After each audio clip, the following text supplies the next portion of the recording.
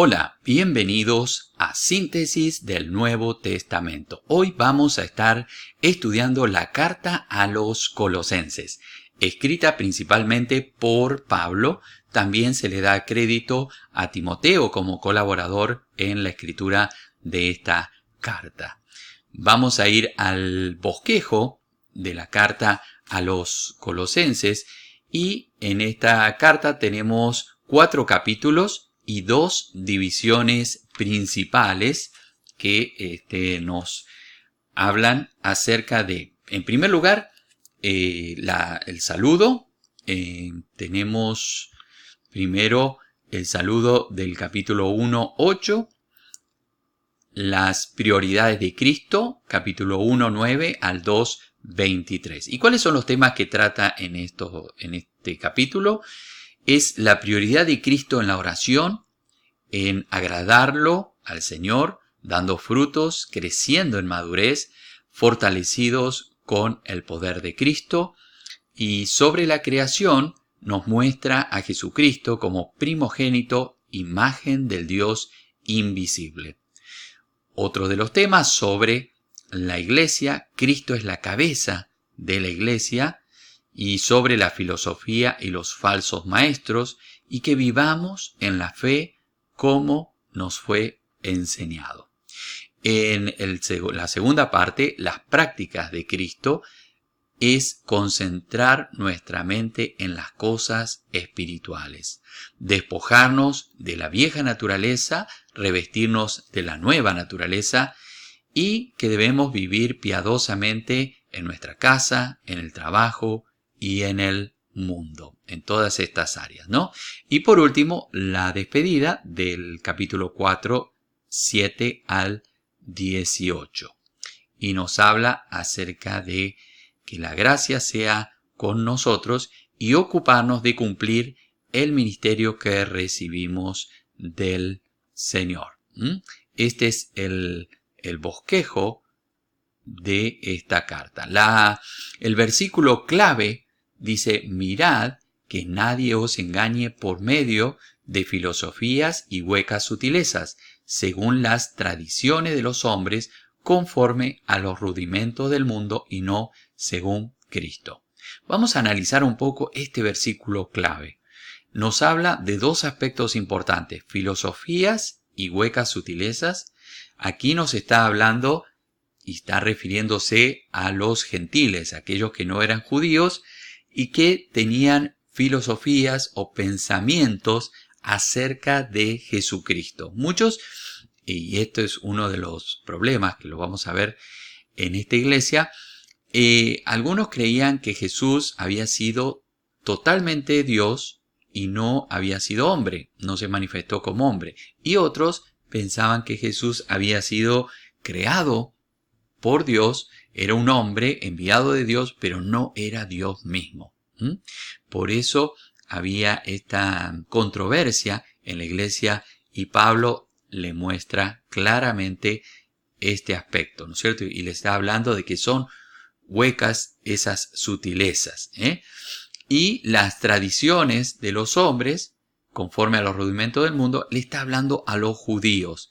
Básicamente se está refiriendo a las tradiciones judías que no eran necesarias para la salvación, que habían cumplido un propósito en el antiguo pacto, pero que ahora ya no eran necesarias. El breve resumen: Pablo escribe esta carta para anular las herejías que habían surgido, las cuales ponían en peligro la existencia de la iglesia. ¿Y cuáles eran estas herejías? Básicamente podemos encontrar 2 problemas graves en la iglesia de Colosa. Y estos son los aspectos que habíamos mencionado anteriormente. Comprender quién es Jesucristo. Pablo, a través de esta carta, muestra que Jesucristo fue perfecto Dios y perfecto hombre. Era necesario que estas 2 cosas se unieran, se amalgamaran y que realmente tanto la parte divina como la parte humana se conjugaran perfectamente en Cristo Jesús. Así que Pablo les muestra a través de ejemplos y a través de la escritura desde el principio de la creación, que Jesucristo existió y su naturaleza divina, que todo subsiste por medio de Jesucristo y por Él fueron creadas todas las cosas.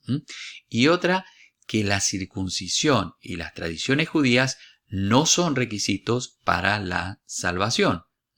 Algunos judíos trataban de legalizar y trataban de aceptar a los gentiles, pero les imponían el hecho de circuncidarse y de seguir las tradiciones judías para ser salvos.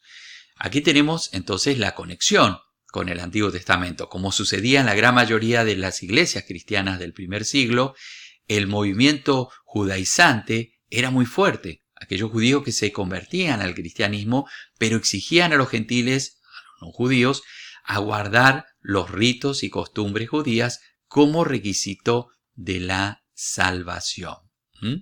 Entonces, vemos la aplicación práctica para nuestros días acerca de esta carta. La preeminencia de la persona de Jesucristo debe reflejar de manera práctica en todas las áreas de nuestra vida como cristianos, conforme busca conocer la voluntad de Dios con el fin de obedecerla.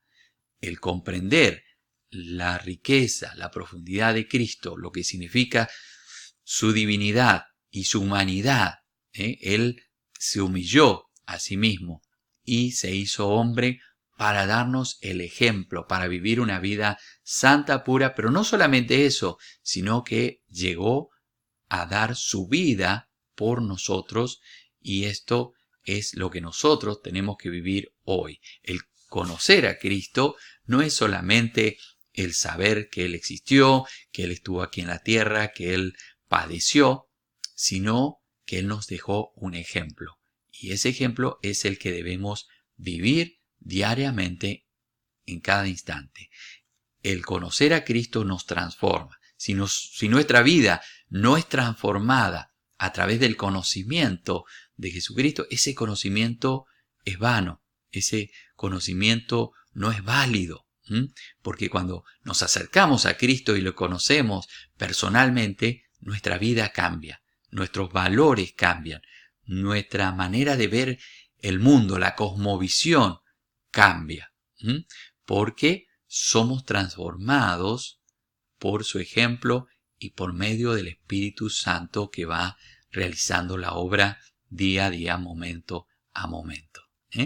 Por lo tanto, Pablo le enfatiza de que en Cristo está la plenitud de Dios, está el todo de Dios. Esto es un aspecto importantísimo en esta carta. Por eso le animo a que pueda leer esta carta, analizarla, entender la profundidad que Él es la cabeza de la creación, la cabeza de la iglesia y la cabeza principal en la familia y en cada uno de los componentes de la familia. Cuando entendemos que Él es la prioridad, entonces nuestra vida es transformada y es, podemos decir, un reflejo de lo que el Señor nos ha mostrado.